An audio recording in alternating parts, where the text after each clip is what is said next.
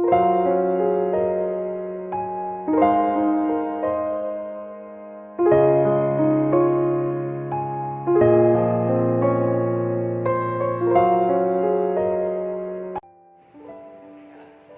shalom, adik-adik kelas 1 Daniel dan kelas 1 Petrus. Apa kabarnya hari ini?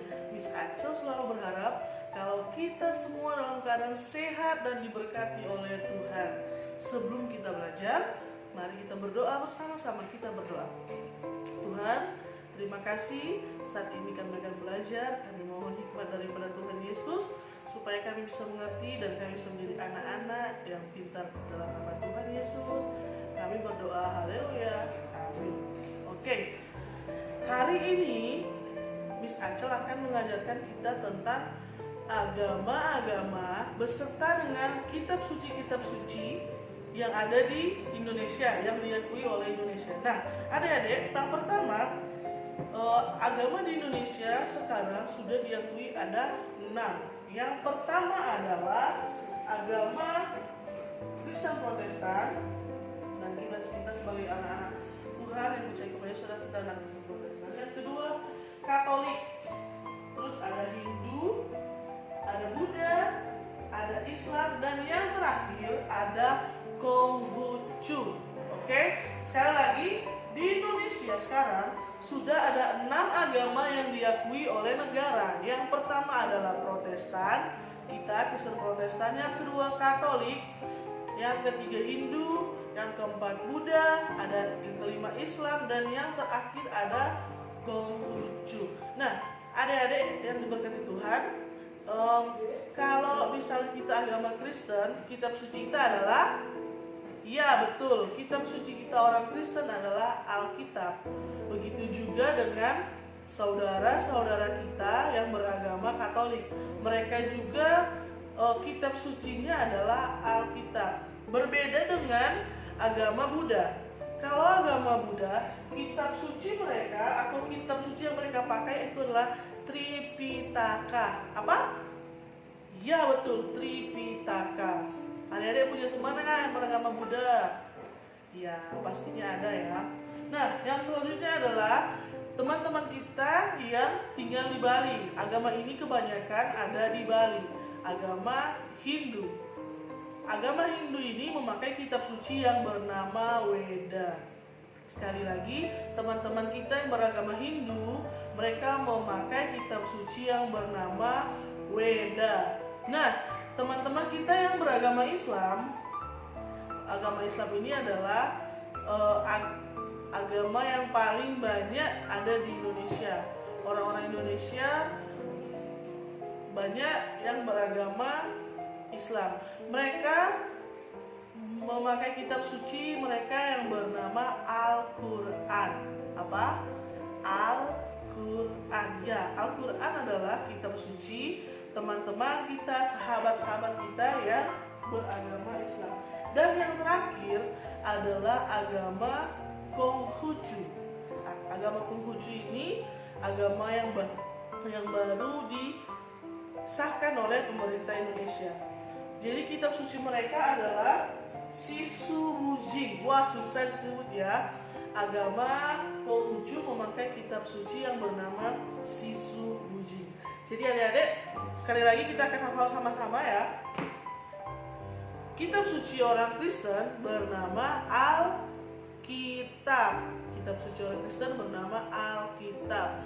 Kitab suci agama Katolik sama-sama juga memakai Alkitab. Kitab suci orang Buddha memakai Tripitaka. Ya, Tripitaka. Kitab suci teman-teman kita yang beragama Hindu memakai Weda. Weda. Ya, sekali lagi disebut Weda. Nah, dan teman-teman kita yang beragama Muslim atau Islam, mereka memakai kitab suci yang bernama Al-Quran. Oh, susah disebut. Apa?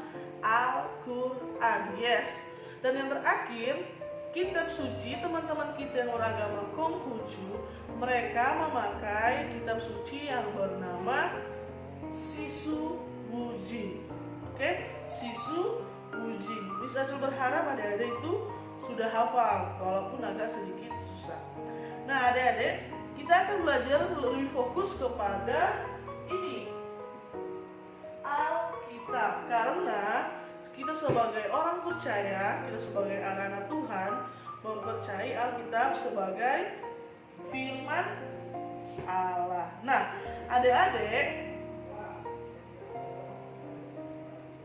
Alkitab adalah kitab suci yang diilhamkan Allah kepada para penulis. Sekali lagi, Alkitab adalah kitab suci yang diinspirasikan atau diilhamkan Allah kepada penulis, sehingga mereka menulis kitab suci sesuai dengan keinginan dan kehendak Allah, tanpa salah, secara keseluruhannya, bukan hanya dalam bentuk pikiran, tetapi juga perkataannya adalah pilihan Allah yang sempurna. Nah, istilah Alkitab ini berasal dari kata Alkitab, yang berarti buku atau kitab. Kalau dalam bahasa Inggris itu disebut sebagai Bible atau Holy Bible, yang berarti kitab suci, yang diambil dari bahasa Yunani Biblos. Wah, terlalu sulit ya. Bahasa Yunani, ada bahasa Inggris, ada bahasa Arab. Yang jelas Alkitab itu adalah kitab suci yang diilhamkan Allah. Miss berharap adik-adik di rumah itu senang membaca yang namanya Alkitab. Nah, Alkitab di rumah pasti ada ya, adik-adik pasti punya Alkitab sendiri-sendiri, ataupun Alkitab mama, ataupun Alkitabnya bapak. Adik-adik baca Alkitab itu sangat bagus. Setiap hari adik-adik bisa membaca 1 ayat ataupun 2 ayat pas bangun tidur ataupun setelah tidur, karena Alkitab mempunyai banyak sekali manfaat. Alkitab bisa memberikan kita damai, memberikan kita sukacita, menimbulkan damai sejahtera, membimbing kita dalam setiap kehidupan kita. Alkitab itu bisa menuntun jalan kehidupan kita, dan banyak sekali manfaat-manfaat Alkitab. Kalau adik-adik bisa baca, kalaupun belum bisa baca, bisa perlahan-lahan menambah-nambah 1 atau 2 huruf baca Alkitab. Nah, mungkin sampai sini dulu pelajaran kita hari ini. Setelah video ini Miss akan mengirimkan tugas dan adik-adik bisa mengerjakannya. Nah, tugas ini adalah menuliskan kembali ada puisi yang sudah Miss Acil buat yang ada di buku, dan manfaat-manfaat membaca Alkitab. Soalnya ada nanti lembarannya Miss Acil akan kirim. Kalau puisi tersebut adik-adik tulis kembali dan membuat kreativitas sebagus mungkin. Puisi tersebut bisa diwarnai, bisa pakai gambar, ataupun bisa ditulis di mana saja. Yang jelas puisi itu dibuat menjadi sebuah kreativitas yang sangat bagus. Nah, setelah itu bisa mengirimkan ke nomor WA Miss Acil yang baru. Oke, sampai sini pelajaran kita hari ini.